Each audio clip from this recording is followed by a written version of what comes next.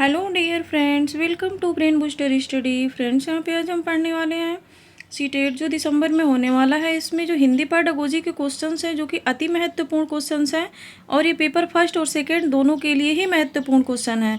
और ये पेपर जो क्वेश्चंस है ना, वो पहले की अपेक्षा थोड़ी सी टफ है, क्योंकि अब सीटेट में जो है इतनी आसानी से क्वेश्चंस नहीं पूछे जा रहे हैं, थोड़ी सी टफ है, ताकि आपको अगर पेपर में ऐसे प्रश्न बनते हैं तो आपको कोई प्रॉब्लम्स फेस ना करना पड़ेगा। तो फ्रेंड्स, यहाँ पे हम एक एक क्वेश्चंस की बात करेंगे और उसके डिटेल में भी जानने की पूरी कोशिश करेंगे।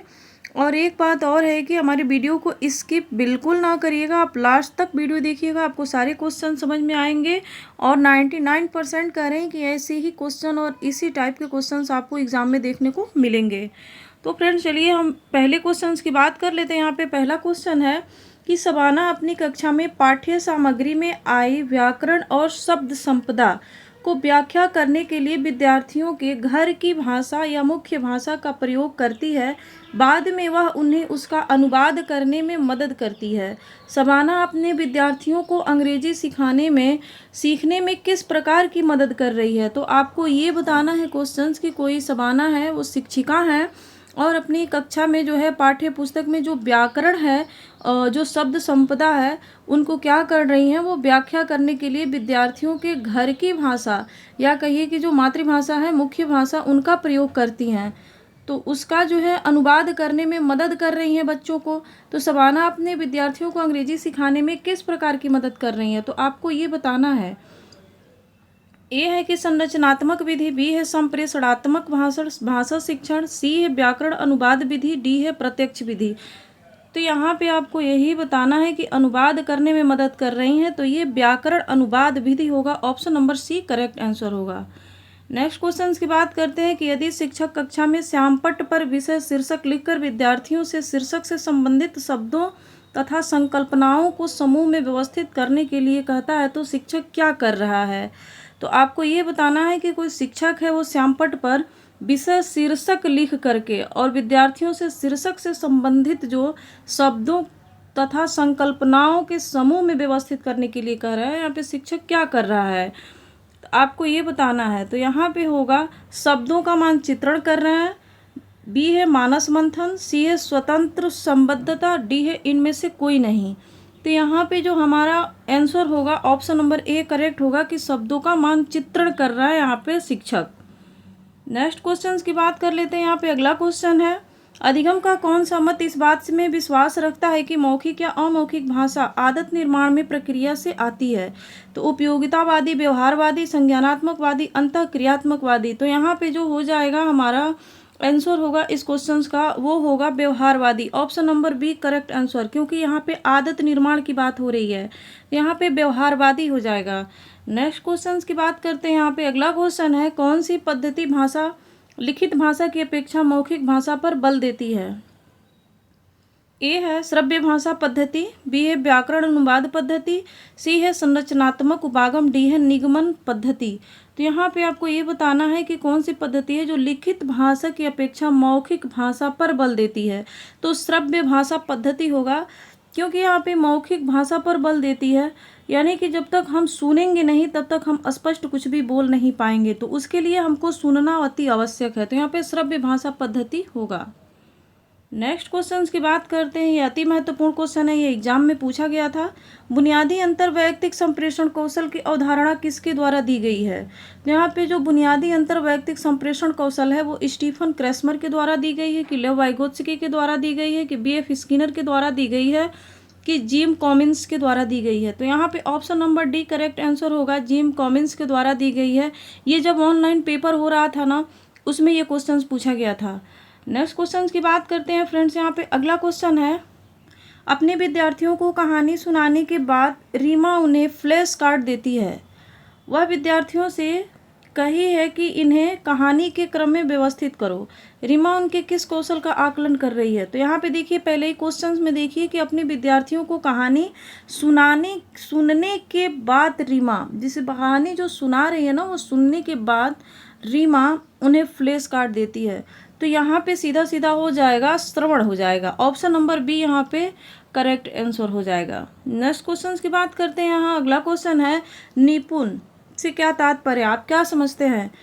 ये है कि 2026 से 27 तक बुनियादी साक्षरता एवं संख्या ज्ञान प्राप्त करने से जुड़ा भारत सरकार का महत्वपूर्ण योजना है। 2028 तक माध्यमिक जो भाषा के सार्वजनिकरण के लिए राष्ट्रीय कार्यक्रम है। सी है कि राष्ट्रीय साक्षरता मिशन है। डी है राष्ट्रीय शिक्षा युक्ति है। तो यहाँ पे जो निपुण है, साफ साफ शब्दों में हम आपको बता दें, स्पष्ट कर दें कि ये 2026-27 तक जो बुनियादी साक्षरता है एवं संख्या ज्ञान प्राप्त करने से जुड़ी भारत सरकार का महत्वपूर्ण एक योजना है, जो कि option number A correct answer होगा। ये NEP में भी शामिल है, न्यू एजुकेशन पॉलिसी में भी ये शामिल किया गया है निपुण को। और ये 2026-27 तक इसका टारगेट है कि यहाँ पे जैसे कि आप लोग समझिए कि जैसे प्राथमिक विद्यालय में बच्चे जाते हैं तो वो क्या होता है कि बहुत सारे बच्चे पलायन हो जाते हैं, स्कूल छोड़ करके चले जाते हैं किसी न किसी कारणवश। तो इस वजह से निपुण ये संस्था लाई गई, ये योजना लाया गया ताकि क्या हो कि जितने सारे बच्चे अगर प्राथमिक विद्यालय में दाखिला लेते हैं तो उसके माध्यम से बच्चे जो है स्कूल छोड़ करके न जाएं, इसलिए इसमें कई सारी चीज़ों को इंक्लूड किया गया। तो ये भारत सरकार द्वारा ये क्या है, एक महत्वपूर्ण योजना है जो कि प्राथमिक विद्यालय के लिए अति महत्वपूर्ण योजना है ये।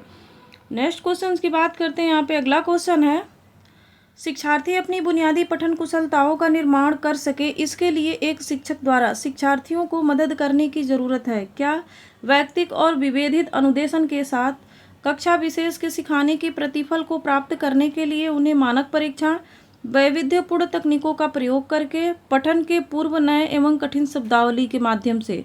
तो यहाँ पे जो होगा कि विद्यार्थी अपनी बुनियादी पठन कुशलताओं का जो निर्माण कर सकते हैं वो वैयक्तिक और विभेदिक अनुदेशन के साथ शिक्षार्थियों को मदद करने की ज़रूरत है। ऑप्शन नंबर ए यहाँ पे करेक्ट आंसर होगा। फ्रेंड्स, हमारी वीडियो को लाइक शेयर सब्सक्राइब करते जाइए ताकि आपको अच्छे से समझ में आएगा फ्रेंड्स, और नोटिफिकेशन भी आपको मिलेगा।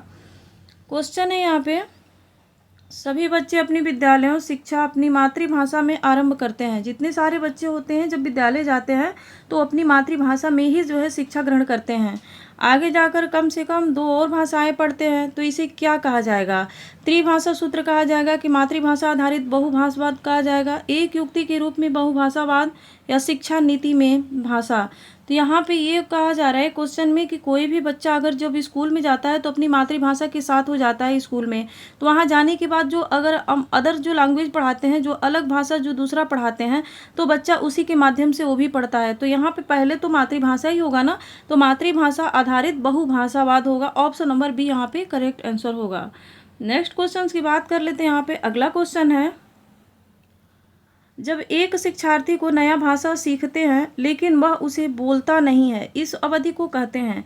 जैसे जब कोई एक शिक्षार्थी है उसको नया भाषा हम सिखाते हैं लेकिन वह क्या करता है कि उसे बोलता नहीं है, वाक उदीयमान कहेंगे कि मूक कहेंगे, प्रारंभिक उत्पादन कहेंगे कि यहाँ पे उदीयमान कहेंगे। तो यहाँ पे हो जाएगा मूक, साइलेंट। ऑप्शन नंबर बी क्या होगा, करेक्ट आंसर होगा। नेक्स्ट क्वेश्चन की बात करते हैं कि अनुच्छेद लेखन के दौरान व्याकरण, विराम चिन्ह, विधान और वर्तनी की जांच करना लेखन प्रक्रिया का कौन सा चरण है। संपदा है, प्रारूपण है, विचार मंथन है, प्रतिपुष्टि है। तो यहाँ पे जो हो जाएगा कि जो किसी कोई अनुच्छेद हम लिख रहे हैं उसके दौरान व्याकरण को, विराम चिन्हों को ध्यान में रख के उसके वर्तनी को जो हम जांच करते हैं तो लास्ट ये चरण होता है। तो उसके बाद हम क्या करते हैं, संपादन ही तो करते हैं। ऑप्शन नंबर 1 करेक्ट आंसर होगा। बहुत आसान क्वेश्चन है फ्रेंड्स, लेकिन बहुत सारे बच्चे इसमें कंफ्यूज हो जाते हैं। नेक्स्ट क्वेश्चन की बात करते हैं। अगला क्वेश्चन है, जब शिशु व्यंजन स्वर के मिश्रण की लंबी तान में स्वयं को अभिव्यक्त करते हैं, जैसे कि बा बा या ना, एक भाई कोई भी वर्ड्स आपके घर में बच्चे होंगे ऐसे ही बोलते होंगे, तो इसका ये उदाहरण, ये कुंजन कर रहे हैं कि बबलाना होगा कि रोना होगा कि गति होगा। तो सबसे पहले हम आपको बता दें, जो जन्म से बच्चे क्या होते हैं, सबसे पहले क्या होता है, बच्चों की भाषा रोना होता है। सबसे पहले बच्चे क्या करता है, रोता है। उसके बाद से फिर क्या करता है, वो कुंजन करता है उसके 0 से लेकर 6 मंथ तक। फिर उसके बाद से क्या होता है, 6 मंथ के बाद वो बबलाना शुरू होता है। तो यही एक एक वर्ड को जो है कई बार रिपीटेड करता है वो। तो यहाँ पे ऑप्शन नंबर क्या हो जाएगा, बी करेक्ट आंसर होगा कि बबलाना। नेक्स्ट क्वेश्चन की बात करते हैं। यहाँ पे अगला क्वेश्चन है, पाठ्य पुस्तक के अतिरिक्त कौन से संसाधन सामग्री सर्वाधिक महत्वपूर्ण है। ए है रेडियो नाटक, बी है कविता पाठ, सी है आयु अनुरूप साहित्य, डी है समाचार पत्र। तो यहाँ पे ये क्वेश्चन पूछा जा रहा है आपसे कि पाठ्य पुस्तक के अतिरिक्त कौन से संसाधन सामग्री सर्वाधिक महत्वपूर्ण है। तो आयु अनुरूप साहित्य, जैसे कि जिस अकॉर्डिंग बच्चा होगा 6 क्लास के 6 बच्चे के अकॉर्डिंग उनकी जो है पाठ्य पुस्तक होंगे। अगर आयु अनुरूप साहित्य, इसी का मतलब हुआ कि अगर हम बच्चे जो है बड़े होते आ जाते हैं, जो जो क्लास बढ़ता जाता है, उनकी जो सिलेबस होती है, जो पठन सामग्री होती है, वो क्या होती है, चेंज होती है।